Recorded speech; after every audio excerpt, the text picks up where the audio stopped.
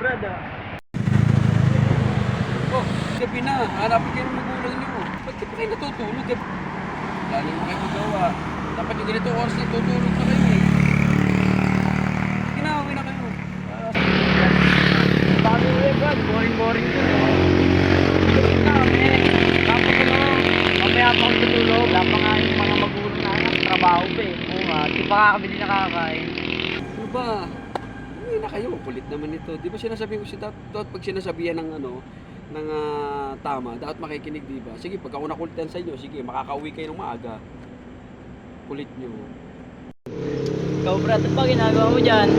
Naghihintay yata ng habal dyan eh. Ikaw nga kay Richard, ayaw pang umuwi eh. Siyempre, pag mga bata may cardio.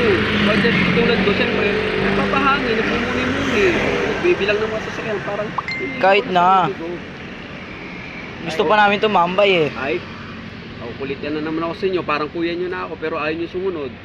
Gusto nyo mapabilis yung gusto nyo magicking ko kayo? Ayun namin pero syempre. Pero kayo may magic ako. Okay. Hindi. Kukulitin ka lang namin dito. Susubukan mo ako. Ito mo mamaya. Pag nakulit mo sa inyo. Tigas ng ulo nyo. Ayaw nyo talaga maniwala. Hindi talaga. Ayaw nyo talaga. Ayaw talaga maniniwala. Sa inyo ngayon. Maniwala. Tigas kasi ng ulo eh. So, di wala yung mga makulit yan. Okay lang ang uli dito. Tigas eh. Hindi na ka tuloy, mapapabilis tuloy pag-uwi mo. Ulit ng mga yun. Pasaway.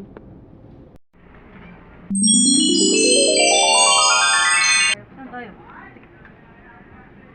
Mali ata. Dapat din natin yun na si Brad. Dapat din na natin Peter Pan. Totoo nga. So yung magic niya. Nakakabahan ako Brad. Baka yung ibang magic naman yung sunod natin ah. Oo nga. Pag-electro mo natin. Ayoko na pag-tripan yung Brad. Bahala ka dyan. Uwi na ako ah. Mo iwan. Siyempre. Bahala ka dyan. Mo iwan. Wala yung pabahay ko.